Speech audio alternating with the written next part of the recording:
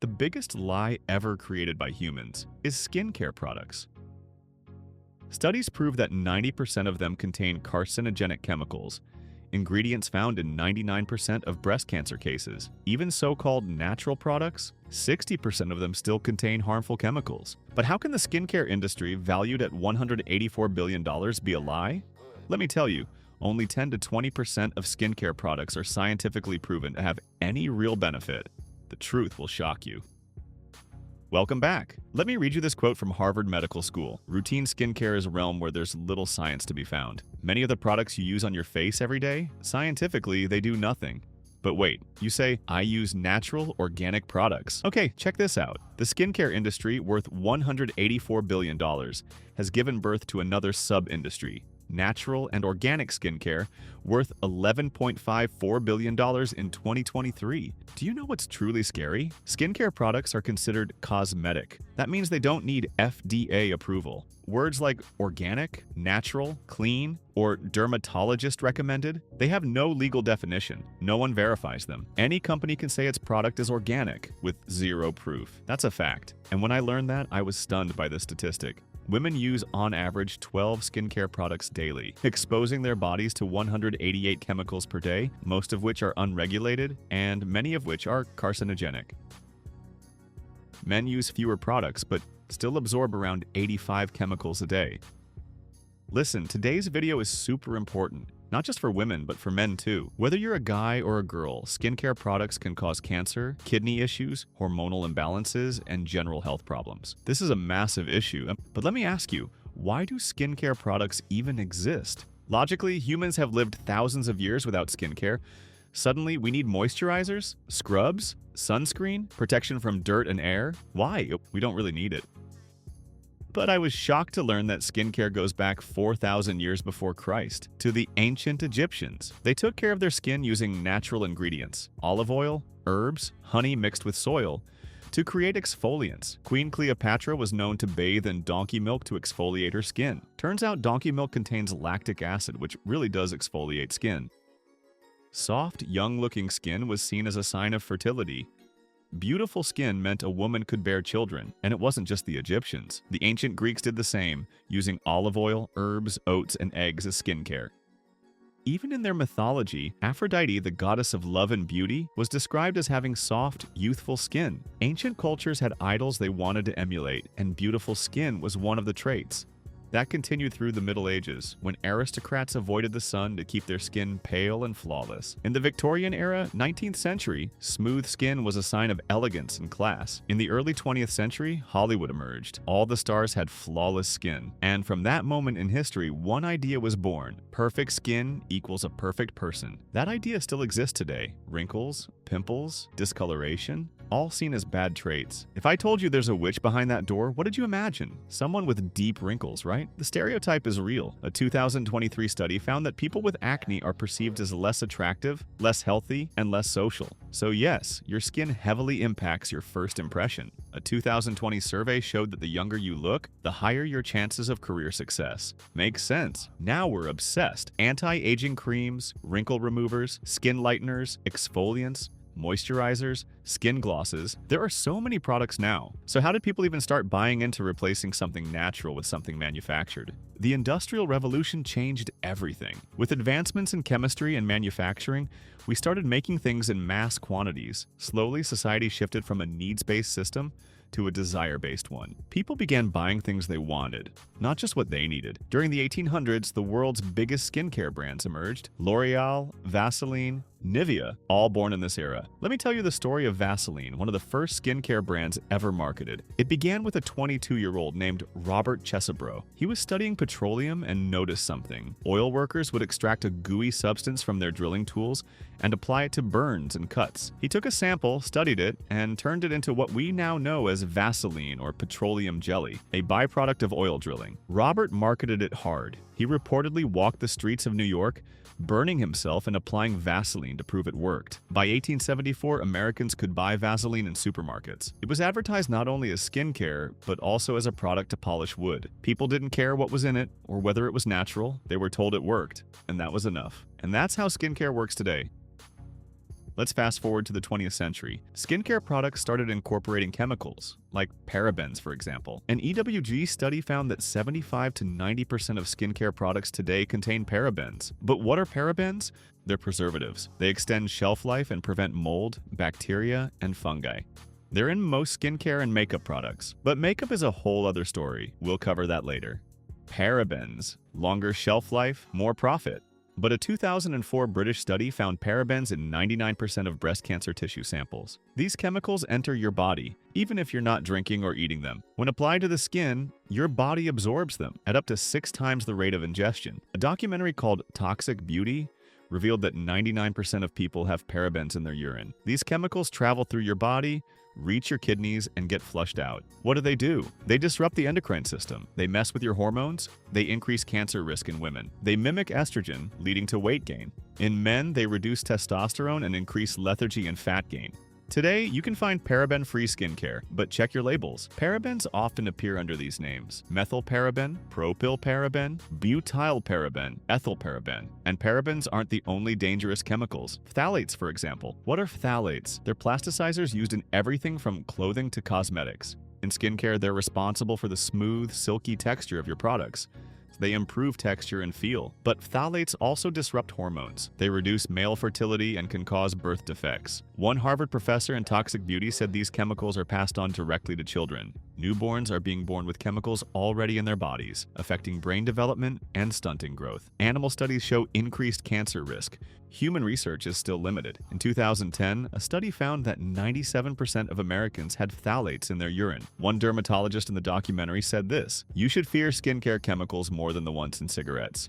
The sheer amount of chemicals in your daily products is insane. And here's the thing. These chemicals don't just disappear, they stay in your body. They get passed to your kids. Listen, I'm not trying to ruin skincare for you. In a minute, I'll tell you what does work. There are effective, scientifically proven ingredients, but stay with me. Here's something else. If you grab a skincare product and read the ingredients, you may not see phthalates listed. Why? Phthalates also help scents last longer. Many skincare products are fragranced. But fragrance is legally considered a trade secret. That means companies don't have to disclose what's in it. If you see parfum, perfume, fragrance, aroma, those can hide dozens or even hundreds of chemicals. One article titled 3,163 Ingredients Hiding Behind the Word Fragrance summarized a 2022 study of 546 skincare products. 65% contained chemicals of concern, potential carcinogens or reproductive toxins. 74% contained undisclosed ingredients, all hidden under the word fragrance. That's 7 out of every 10 skincare products. And yes, this includes natural and organic skincare. 58% of them contained synthetic chemicals. Here's another terrifying example. You buy a skincare product with collagen. Great, right? Except collagen molecules are too large to penetrate the skin. Meanwhile, dangerous small molecules like parabens and phthalates can enter your body. Also, formaldehyde releasers are used in 20% of skincare products in the US. These are preservatives that emit toxic formaldehyde gas to prevent bacterial growth. Formaldehyde was classified as a carcinogen in 2011, but it's still used in products today. Why? Because no one checks products before they go to market. The system is called post-market regulation, meaning products only get tested after people start getting sick. Formaldehyde releasers don't even have clear names. They might be listed as DMDM hydantoin, imidazolidinyl urea, quaternium-15, diazolidinyl urea. These names hide under fragrance. Other dangerous ingredients? Triclosan, used in face washes to treat acne, found in 30% of skincare products, linked to thyroid and reproductive system issues. Teflon, yes, the same chemical used in non-stick pans, used in anti-aging products and lip balms, also a carcinogen, also a hormone disruptor. And let's be clear, hormone disruption is not a minor issue. Hormones control everything: growth, immunity, reproduction. We're not talking about 1 or 2 chemicals. We're talking about thousands entering your body daily, messing with your entire endocrine system. The US FDA has banned 11 chemicals. The EU has banned 1,300. A 2020 study revealed that 80% of women buy skincare products based on looks alone, without knowing what's inside. Even if they try to read the ingredients, most can't understand them. So, what are the ingredients that actually help? Look, my goal isn't to ruin your skincare routine. Not at all. But there are genuinely beneficial ingredients, and then there are just marketing tactics. Later, we'll get into the world of marketing, and that's a whole different story. Because how do you convince people to buy a product that has no real foundation? Something that's never existed in our history? That's hard. But as I was researching, I came across this guy, a dermatologist, who basically categorized skincare ingredients into two types. The ones that are actually helpful with proven benefits and everything else. But here's the problem. Look, the issue with skincare products isn't just about harmful or carcinogenic ingredients. Sometimes even the beneficial ones cause problems. Take retinol, for example. We all know it's good, right? So what exactly is retinol? It's a form of vitamin A, something that naturally exists in your body, and your body produces it. But now you can buy skincare products that contain retinol. You can even buy pure retinol. However, and here's the catch, in an interview with the Independent newspaper, they spoke with a dermatologist who has her own show about skincare products. They asked her about retinol. She said it's very effective and is one of the few ingredients backed by over 30 years of studies proving its benefits. But when you apply a product with retinol onto your skin has to convert it using enzymes into retinoic acid, which is what actually works. That conversion, it's super slow. So what's the solution? Just use retinoic acid directly instead of retinol. But here's the next problem. You can't buy retinoic acid anywhere. You need a medical prescription to get it. So the skincare product you're buying, the one that says it has retinol, often isn't giving you the benefits the company claims. Yes, it's helpful, but not as much as the companies want you to believe.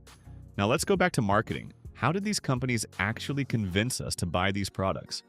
One of the first skincare companies to market such products was called Pond's, still around today. Their product? Pond's Cold Cream. What did it do? It moisturized, cleaned, and removed makeup. Was it truly helpful? I don't know. What matters is the marketing technique they used, a technique still used today. Here's what they did. They made you feel like you were doing something wrong. Two main strategies. First, if you washed your face with soap, they said you were stripping your skin of its natural oils. You're damaging your skin! Or they claimed the soap you're using leaves dirt behind. Literally. That's how the ad would start. And get this dash.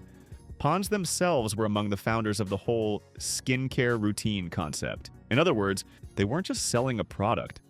They were selling a regimen. They told you, you need to use skincare products daily to keep your skin glowing. But not just one product, you need multiple products used together to get the best result. This product works better when used with that product, all to convince you you'll get an amazing result. Now the second tactic, they showed you the dream. While the first approach used fear, they scared you into buying the product. They didn't convince you.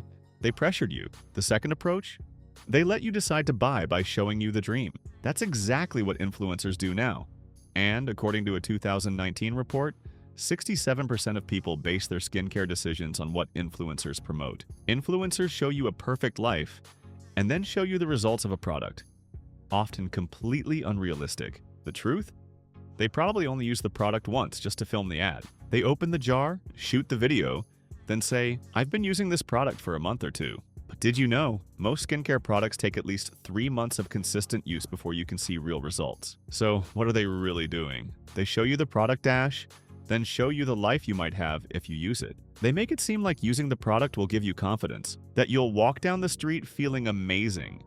Now the third and most common tactic, they overload you with scientific and technical terms. So you think, oh, there must be science behind this. But the truth? There often isn't any real science behind skincare products. They say, this product is recommended by dermatologists. It's been tested. It increases your skin's hydration by 90%. All of that is just to give you the impression that the product was deeply researched.